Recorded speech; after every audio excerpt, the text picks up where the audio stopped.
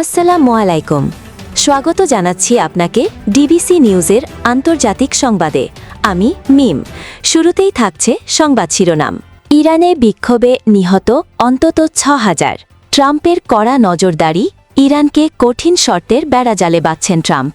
আরও জানিয়ে দেব, গাজায় আর কোনো ইসরায়েলি জিম্মি নেই বলে দাবি করেছে ইসরায়েল। সর্বশেষ জানিয়ে দিব, ইসলামী ন্যাটো কেন কার্যত ইসরায়েলের রক্ষক হয়ে উঠল। এতক্ষণ শুনছিলেন সংবাদ শিরোনাম, এবার বিস্তারিত। তবে আপনাদের কাছে ছোট্ট একটি অনুরোধ, এই ভিডিওটিতে একটি লাইক এবং কমেন্ট করে জানিয়ে দিন কোন জেলা থেকে বা কোথা থেকে আপনারা আমাদের এই ভিডিওটি দেখছেন এবং শুনছেন। ইরানে সরকার বিরোধী বিক্ষোভ দমনে নিরাপত্তা বাহিনীর অভিযানে প্রাণহানির সংখ্যা ৬,০০০ ছাড়িয়েছে।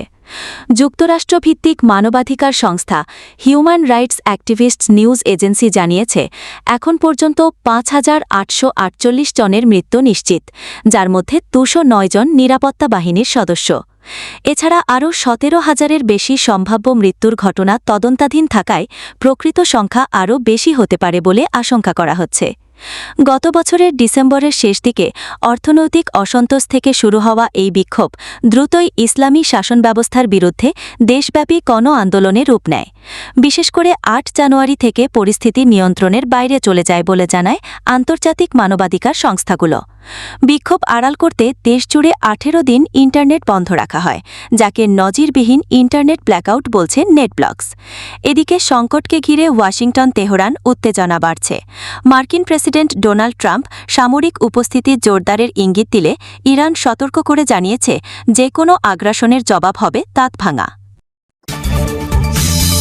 যুক্তরাষ্ট্র ইরানের সঙ্গে কূটনৈতিক আলোচনার দ্বার উন্মুক্ত রাখার ঘোষণা দিলেও সামরিক চাপ এবং কঠোর শর্ত থেকে পিছনে হটছে না। ওয়াশিংটনের একজন উচ্চপদস্থ কর্মকর্তা জানিয়েছেন, ইরান চাইলে আলোচনার জন্য যুক্তরাষ্ট্র প্রস্তুত, বা ওপেন ফর বিজনেস। তবে আলোচনার টেবিলে বসার আগে তেহরানকে কঠোর শর্তগুলো মানতে হবে। এদিকে প্রেসিডেন্ট ডোনাল্ড ট্রাম্প জানিয়েছেন, একটি বিশাল মার্কিন নৌবহর বা আর্মাডা ইরানের দিকে অগ্রসর হচ্ছে। তিনি আশা করেছেন এটি ব্যবহার করতে হবে না, তবে বিক্ষোভকারীদের হত্যা বা পারমাণবিক কর্মসূচি পুনরায় চালু করার ক্ষেত্রে সতর্কবার্তা দিয়েছেন। সোমবার ২ জন মার্কিন কর্মকর্তা নিশ্চিত করেছেন, একটি বিমানবাহী রণতরী ও যুদ্ধজাহাজ মধ্যপ্রাচ্যে পৌঁছেছে, যা যে কোনো সামরিক পদক্ষেপের ক্ষমতা বাড়াচ্ছে। ফিলিস্তিনের অবরুদ্ধ উপত্যকা থেকে নিজেদের সবশেষ বন্দির দেহাবশেষও ফিরিয়ে আনা হয়েছে বলে নিশ্চিত করেছে ইসরায়েলি সামরিক বাহিনী। সামাজিক যোগাযোগ মাধ্যম এক্সে দেওয়া এক পোস্টে তারা জানায়, সরকারিভাবে গাজায় আর কোনো ইসরায়েলি বন্দী জিম্মি অবস্থায় নেই।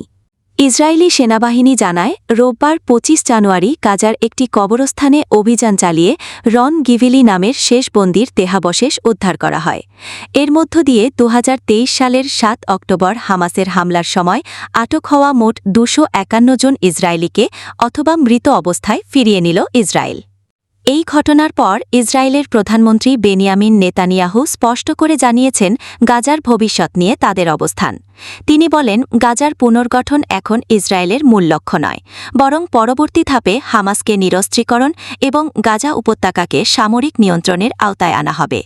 রন গিভিলির দেহাবশেষ উদ্ধারের ঘোষণার পর ইসরায়েলের পার্লামেন্টের বক্তব্য রাখতে গিয়ে নেতানিয়াহু বলেন, আমরা এই পর্যায়কে এগিয়ে নিতে চাই, বিলম্ব করতে চাই না। বিশ্লেষকদের মতে ইসরায়েলের এই বক্তব্য গাজায় সংঘাতের পরবর্তী ধাপ আরও কঠোর হতে পারে এমন ইঙ্গিত দিচ্ছে। তবে গাজায় মানবিক পরিস্থিতি ও সাধারণ মানুষের ভবিষ্যৎ নিয়ে আন্তর্জাতিক মহলে উদ্বেগ ক্রমেই বাড়ছে। সূত্র আল জাজিরা।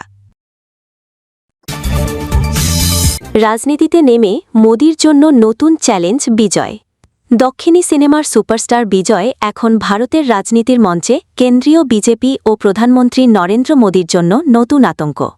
তিনিই তৈরি করেছেন তামিলাগা ভেত্রি কাজাগাম টিভিকে নামের রাজনৈতিক দল, যার প্রতীক বাঁশি। বিজয় এককভাবে ২০২৬ সালের তামিলনাড়ু বিধানসভা নির্বাচনে লড়াই করার ঘোষণা দিয়েছেন। বিজেপি যেখানে হিন্দুত্ববাদ ও কেন্দ্রীয়করণের রাজনীতি করে, সেখানে টিভিকে ধর্মনিরপেক্ষতা, সামাজিক ন্যায় ও বামপন্থার আদর্শ নিয়ে দাঁড়িয়েছে।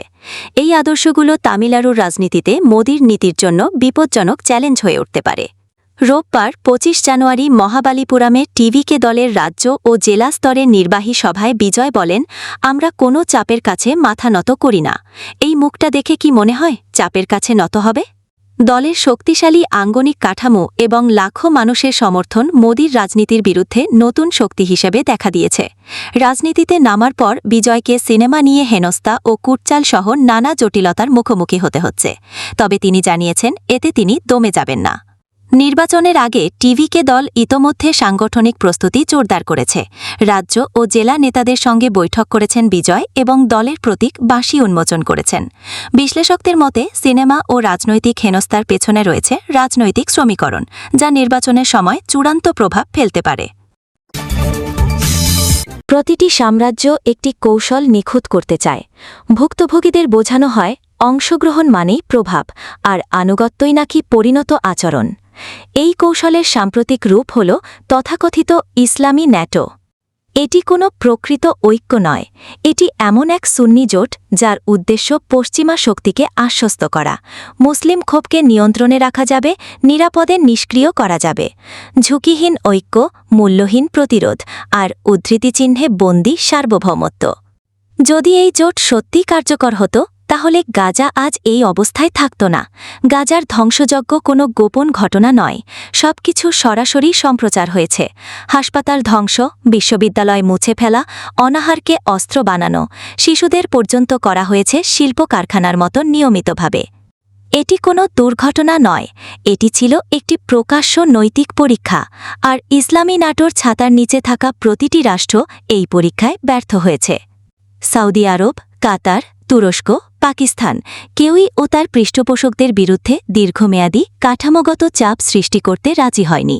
এ কারণেই প্রশ্নটা আজ আর কূটনৈতিক নয়, ইসলামী ন্যাটো আসলে কার নিরাপত্তা নিশ্চিত করছে।